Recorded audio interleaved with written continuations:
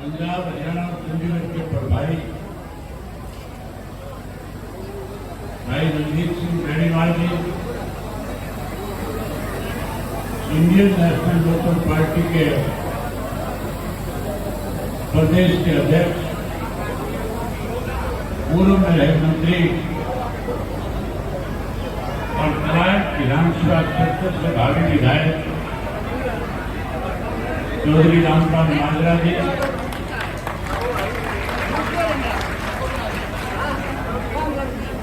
मेरे साथ मंच के ऊपर बहुजन समाज पार्टी में इंडियन नेशनल लोकल पार्टी के सभी राष्ट्रीय, प्रदेश, जिला और हल्का स्तर के नेतागण आज के इस चुनावी रैली में आए हैं। नरवाना विधानसभा क्षेत्र के आदरणीय बुजुर्गों, नौजवान साथियों, सम्मान के योग्य माताओं, बहनों, पत्रकार छायाकार दोस्तों, मेरे से पहले जो साथी वक्ता थे, बोलने वाले थे, उन सब ने आपके सामने सारी बातें 10 वर्ष कांग्रेस के राज में क्या हुआ, अब 10 वर्ष हो गए भारतीय जनता पार्टी और एक गठबंधन का 5 वर्ष का जो राज रहा, उसके बारे में बहुत खुल के चर्चा करी। और ये जो गठबंधन हमारा और बसपा का हुआ, इस गठबंधन का क्या महत्व है, ये गठबंधन क्यों किया गया, ये सारी बातें आपके सामने रखी। अगर मैं इन बातों को दोहराऊंगा तो साथियों बहुत लंबा समय लग जाएगा। आप भी काफी समय से बैठे हैं, इसलिए मैं आपका ज्यादा समय न लेकर के सीधा आने वाले चुनाव में आपने क्या करना है, कैसे भारतीय जनता पार्टी और कांग्रेस पार्टी को सत्ता से दूर रखना है, ये सारी बातें मैं आपके बीच में आपके साथ करना चाहूंगा। साथियों, भाजपा कैसे सत्ता में आई थी उसके बारे में रामपाल माजरा जी ने आपके सामने बताया था कि मोदी ने आपके बीच में क्या क्या नारे दिए, क्या क्या वायदे किए। सत्ता में आने के बाद वायदों को पूरा करने की बजाय लोगों के सामने परेशानियां खड़ी कर दी। हरियाणा प्रदेश में विशेष रूप से पिछले 10 साल से जब से भाजपा सत्ता में है, इस प्रदेश और देश में महंगाई बढ़ी है। हरियाणा प्रदेश में भ्रष्टाचार बढ़ा है, कानून व्यवस्था का दिवाला पिटा, महंगाई बढ़ी और उसके साथ साथ नशा और अपराध बढ़ा, बेरोजगारी बढ़ी है, पढ़े लिखे नौजवान की अनदेखी हुई है। अनेक ऐसे फैसले लिए गए हैं जिससे हर वर्ग के लोग किसान दुखी है, मजदूर दुखी है, व्यापारी दुखी है, कर्मचारी दुखी है। आज हर व्यक्ति भारतीय जनता पार्टी की सरकार को प्रदेश की सत्ता से बाहर करना चाहता है। वहीं कांग्रेस पार्टी जो सत्ता में आने का सपना संजो रही है, साथियों 5-7 दिन का मामला है। जैसे टिकटों का वितरण होगा, आप देखना इस कांग्रेस पार्टी में भगदड़ मच जाएगी। भगदड़ मचने का एक सीधा सा कारण है, चौधरी भूपेंद्र सिंह हुड्डा और उसके बेटे ने हर विधानसभा क्षेत्र के अंदर 15-15, 20-20 लोगों की पीठ पे हाथ रख करके उन्हें विश्वास दिलवा रखा है कि हम आपको टिकट दिलवाने का काम करेंगे। न केवल भूपेंद्र और दीपेंद्र ने ये काम किया, बल्कि रणदीप सुरजेवाला और शैलजा ने भी हर विधानसभा में बहुत सारे लोगों को इस तरह के आसपास से देख करके कहीं पर लाने का काम किया है। जब टिकटों का बंटवारा होगा, किसी एक को टिकट मिलेगी, जो टिकट से वंचित लोग होंगे, मान के चलो दिल्ली से गाड़ियां निकालनी शुरू करेंगे और अपने अपने विधानसभा क्षेत्र और गांव में बढ़ते बढ़ते कांग्रेस पार्टी में पूरी भगदड़ के साथ इन अखबार के लोगों को ये लिखने पर मजबूर कर देंगे कि कांग्रेस में भगदड़ मच गई, अब कांग्रेस सत्ता में आने की बजाय विपक्ष में बैठने पर मजबूर हो जाएगी। अगर इस प्रदेश में सत्ता पे कोई काबिज होगा तो गठबंधन के साथी जिनको बहुजन समाज पार्टी और इंडियन नेशनल लोकल पार्टी की तरफ से सिंबल दिया जाएगा, वो भारी बहुमत के साथ जीत करके प्रदेश में सत्ता पे काबिज होने का काम करेंगे। नरवाना विधानसभा क्षेत्र को सदैव चौधरी ओम प्रकाश चौटाला को ताकत देने वाला क्षेत्र है। चौटाला साहब इस क्षेत्र से अनेक बार आपकी नुमाइंदगी कर चुके हैं और आपने चौटाला साहब की श्रम भूमि में चौटाला साहब को आशीर्वाद देकर के अनेक बार मुख्यमंत्री के पद तक पहुंचाने का काम किया। आप साथियों, जब मैं घर से निकला था, चौटाला साहब फार्म पे थे, सुबह उनका टेलीफोन आया था, पूछ रहे थे आज के क्या कार्यक्रम है। मैंने उनसे कहा कि पहले कलायत विधानसभा क्षेत्र की जनसभा है और उसके बाद फिर शाम को नरवाना में है।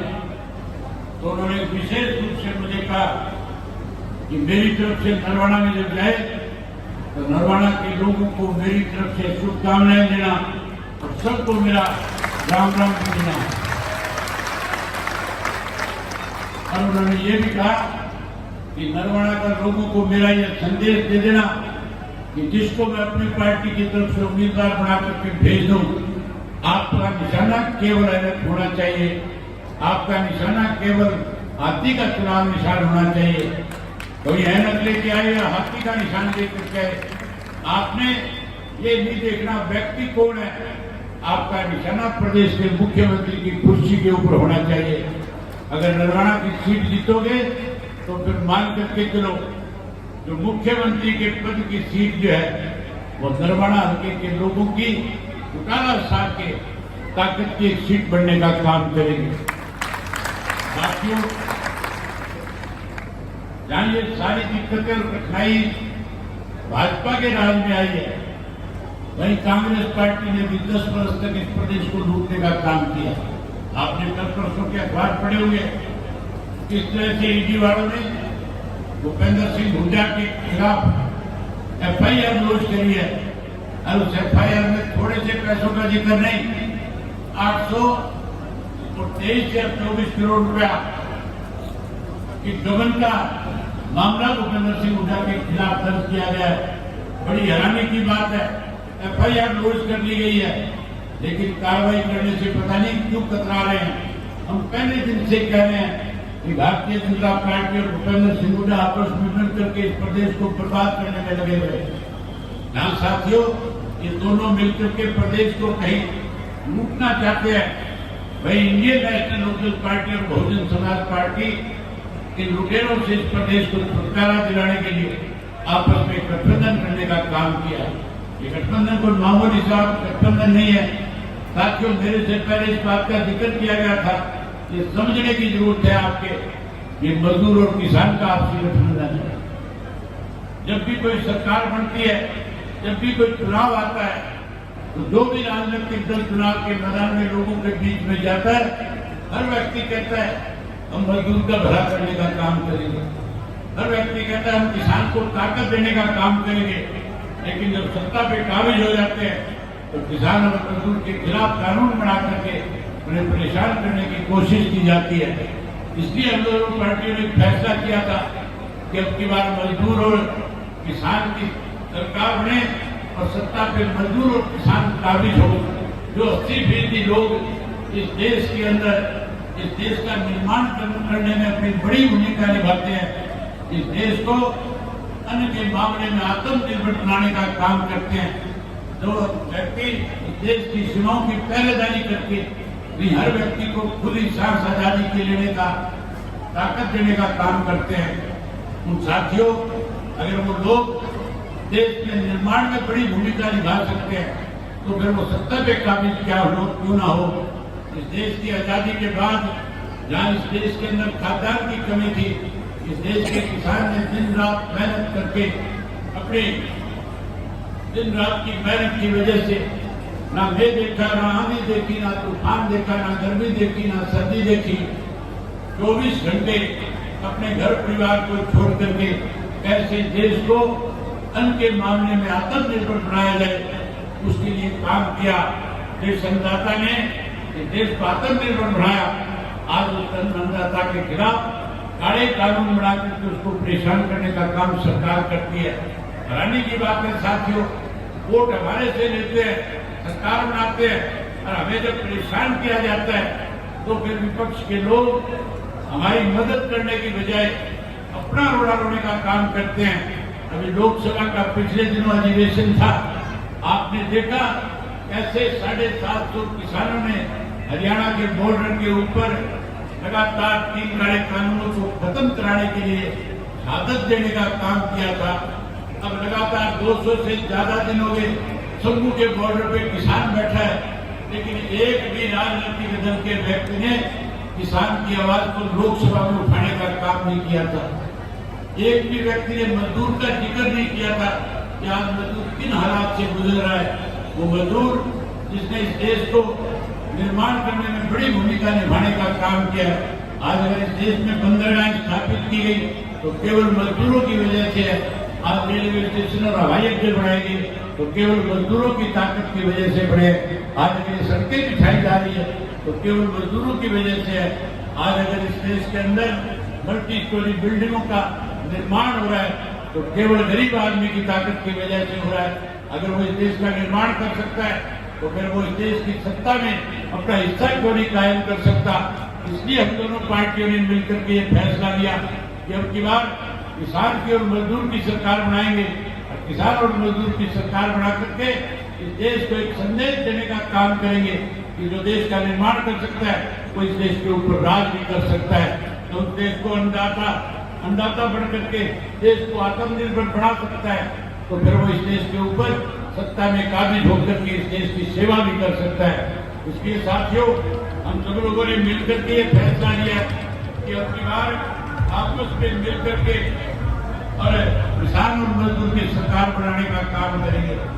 आज अलग अलग पार्टियों के लोग अलग अलग तरह के वायदे करके कहीं ना कहीं सत्ता में काबिज होना चाहते हैं, सत्ता में आना चाहते हैं, नई नई तरह के वायदे करते हैं। जब भी सत्ता में आए जो वायदे किए पूरे नहीं किए, अगर वायदे किसी ने पूरे किए तो चौधरी देवीलाल ने करने का काम किया था। चौधरी देवीलाल को जब आपने मौका दिया, याद करो साथियों, अरे मत करवाना पीछे वाला, ये किसने बजाना शुरू कर दिया, इसको जाके बंद कराओ एक आदमी। साथियों, अगर वायदा किसी ने पूरा किया तो उस शख्स का नाम चौधरी देवीलाल था।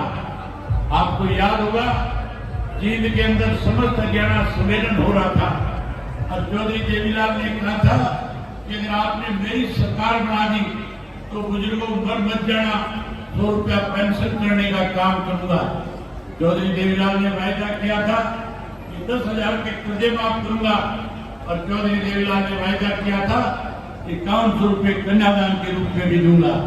जब चौधरी देवीलाल ये वायदा कर रहे थे, बंसीलाल मुख्यमंत्री थे, चौधरी बंसीलाल कह रहे थे कि चौधरी देवीलाल बरगराड़ा है, झूठ बोल रहा है, सरकारी खजाने से धन लुटाया नहीं जा सकता, पैसा दिया नहीं जा सकता। चौधरी देवीलाल ने कहा कि मैं जाकर के कानून बना दूंगा। आप लोगों ने जैसे ही चौधरी देवीलाल को सत्ता सौंपी, उन्होंने पहली कलम से आपसे किए हुए तीनों वायदों को पूरा करने का काम किया। बुढ़ापा पेंशन बढ़ाई, 10,000 के कर्जे माफ किए और उसके साथ साथ 5100 रुपये गरीब की बेटी को कन्यादान के रूप में भी देने का काम किया। आज साथियों, इंडियन नेशनल लोकदल पार्टी और बहुजन समाज पार्टी ने फैसला किया है।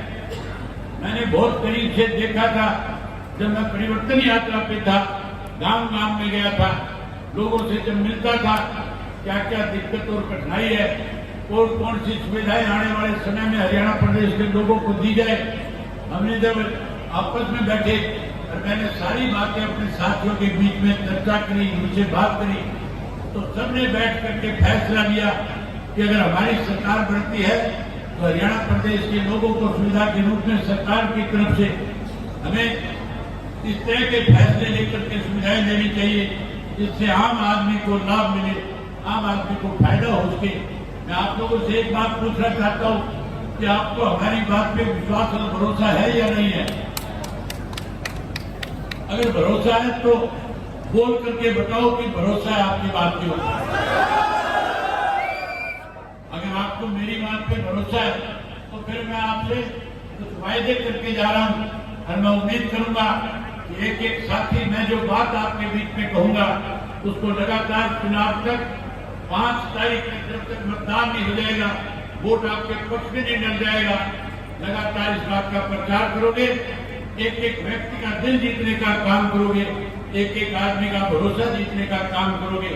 साथियों, आपकी सरकार बनने के बाद जो पेंशन चौधरी देवीलाल ने 100 रुपये माहवार 35 वर्ष पहले शुरू करी थी, आज महंगाई बढ़ गई है, आज 100 रुपये वाली पेंशन से काम नहीं चल सकता, बढ़कर के 3000 हो गई, लेकिन 3000 से भी गुजारा नहीं होता।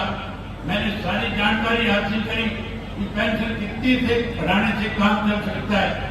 जिन लोगों से मैंने इस पर चर्चा करी थी, जिन लोगों की जिम्मेवारी लगाई थी, उन्होंने सारा सर्वे करके बताया कि कम से कम 7500 रुपया बुजुर्ग को मान सम्मान की पेंशन मिलनी चाहिए।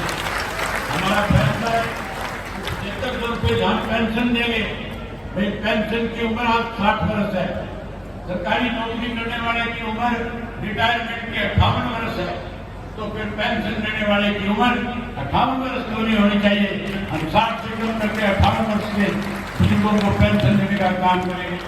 वहीं उसके साथ साथ आज हरियाणा प्रदेश में बेरोजगारी चरम सीमा के ऊपर है। आज हमारे पढ़े लिखे नौजवान बच्चे अपनी जमीनें बेच करके विदेशों की तरफ जा रहे हैं। आज बच्चों का सरकार से विश्वास उठ चुका है। मैं विश्वास और भरोसा दिलाना चाहूंगा कि हम कानून बना देंगे, हर घर से पढ़े लिखे नौजवान बच्चे को रोजगार और नौकरी देंगे, चाहे लड़का पढ़ा लिखा हो चाहे लड़की पढ़ी लिखी होगी, हर घर से को रोजगार और नौकरी देने का काम करेंगे। वहीं हम नौकरी देंगे, वहीं उसके साथ साथ जो कोई बेरोजगार रह जाएगा उसे हम आयुष नहीं होने देंगे, साथ ही उसको 21,000 रुपया बेरोजगारी भत्ता देकर के उसका मान सम्मान बढ़ाने का काम करेंगे। नरवाड़ा के लोग तो इस बात को अच्छी तरह से जानते हैं। आप लोगों ने तो चौधरी ओम प्रकाश चौटाला जब मुख्यमंत्री थे, आपने तो सब सारी चीजें अपनी आंखों के सामने से निकालने का काम किया है। किस तरह से चौधरी ओम प्रकाश चौटाला आपके बीच में आया करते थे और आपके गांव में किसी के भी 4 लोग खड़े होकर के कहते कि चौटाला साहब ये गरीब घर का बच्चा है, इसे रोजगार चाहिए, इसे नौकरी चाहिए, वो पट्टी पकड़ा दिया करते थे। चौटाला साहब जेब में पट्टी डाल करके जाते थे और कहते थे लड्डू बांट देना, तुम्हारा बच्चा नौकरी लग जाएगा। चौटाला साहब ने जिस तरह से आपको उस वक्त में रोजगार देने का काम किया था, हम चौटाला साहब की नीतियों को आगे बढ़ाएंगे और हर घर से एक करके वो रोजगार और नौकरी देने का काम करेंगे। वहीं उसके साथ साथ साथियों, मेरी माताएं बहनें बैठी है, माताओं और बहनों को मोदी ने कहा था चूल्हे से मुक्ति दिला दूंगा, घर घर के अंदर गैस का सिलेंडर मुफ्त में पहुंचा दूंगा। आज मुफ्त में पहुंचाने की बजाय गैस का सिलेंडर महंगा कर दिया। आज गैस के सिलेंडर की जिसकी कीमत 250 रुपये हुआ करती थी, 1100 ज्यादा हो गई है। आपको चिंता करने की जरूरत नहीं। आपने पहले भी सदैव इंडियन नेशनल लोकदल पार्टी को ताकत दी, अब तो हम 2 पार्टियों का गठबंधन है, अब तो हमें 1 से 1 मिलकर के 11 होने जा रहे हैं। मैं उम्मीद करूंगा कि मेरी माताएं बहनें इस चुनाव में बड़ी भूमिका निभाएंगी। जब आप सरकार बना दोगी तो गैस का सिलेंडर महीने की 1 तारीख को आपके घर में सरकार की तरफ से मुफ्त आया करेगा। गैस का सिलेंडर मुफ्त मिलेंगे, वही 1100 रुपये हर गृहिणी के खाते में, उसकी रसोई अच्छी तरह रसोई का पैसा किसी से मांगना ना पड़े, इसके लिए आपको देने का काम करेंगे। वहीं उसके साथ साथ साथियों, मुफ्त बिजली देंगे, मुफ्त पानी देंगे, मुफ्त के बच्चों को शिक्षा देंगे और मुफ्त के अंदर स्वास्थ्य की सेवाएं देने का काम करेंगे। इसके साथ साथ ओल्ड पेंशन स्कीम को फिर से लागू करेंगे और उसके साथ जो आजकल नौकरियां कच्ची दी जा रही है, जो 2 लाख से ज्यादा आज नौकरी हमारी पद जो खाली पड़े हैं, सरकार बनते ही 2 लाख जो पद खाली है 6 महीने में उनको भरने का काम करेंगे, पक्की नौकरी का बंदोबस्त करने का काम करेंगे। वही उसके साथ साथ आंगनबाड़ी, आशा वर्कर और हमारे जो सफाई के कर्मचारी हैं, जो कच्चे हैं, जिन्हें केवल आश्वासन मिलता है, मैं विश्वास दिलाता हूँ सरकार बनने के बाद पहली कदम से उनको पक्का करने का काम करेंगे। इसके साथ साथ हर व्यक्ति को 200 गज का गरीब आदमी को प्लाट देंगे। 100 गज के प्लाट के साथ में चौधरी देवलाल आवास योजना के तहत 2 कमरों का पक्का मकान भी साथ में बना करके देने का काम करेंगे। आज साथियों, आप सारे बैठे हुए हो, इस सरकार ने पोर्टल बना करके लोगों को दुखी करने का काम किया है। लोग पोर्टल से परेशान हैं। आप सरकार बनाओ, सरकार बनने के बाद सारे पोर्टल खत्म कर दिए जाएंगे, केवल राशन कार्ड के माध्यम से सारी सुविधाएं आपको दी जाएंगी। वही उसके साथ साथ हम अपनी राजधानी बनाएंगे। अनेक लोगों ने आपको इस बात का आश्वासन दिया, जीत के लोगों के बीच में आकर के विशेष रूप से लोगों ने झूठ बोलने का काम किया। जब भी जीत में कोई कांग्रेस का नेता आता है, भाजपा का नेता है, जेजेपी वालों ने सारी हदें पार करनी थी, कहते थे हम जीत को राजधानी बना देंगे, लेकिन जीत के लोगों ने सीटें ज्यादा जिता दी। फिर भूल गए थे कि जीत के लोगों की वजह से आप सत्ता में बैठे हो। जीत की तरफ ध्यान देने की बजाय अपनी जेबें भरनी शुरू कर दी थी। आप सत्ता का परिवर्तन करो, चौधरी ओम प्रकाश चौटाला की, चौधरी देवलाल की, बहन मायावती और साहब काशीराम की नीतियों की सरकार बनाओ। सरकार बनने के बाद हम जीत को राजधानी बनाने का काम करेंगे। हम जीत को राजधानी बनाएंगे, वहीं उसके साथ साथ अपनी हाईकोर्ट भी हरियाणा प्रदेश की अलग बनाने का काम करेंगे। और उसके साथ साथ साथियों, ये सारे काम करेंगे। वहीं उसके साथ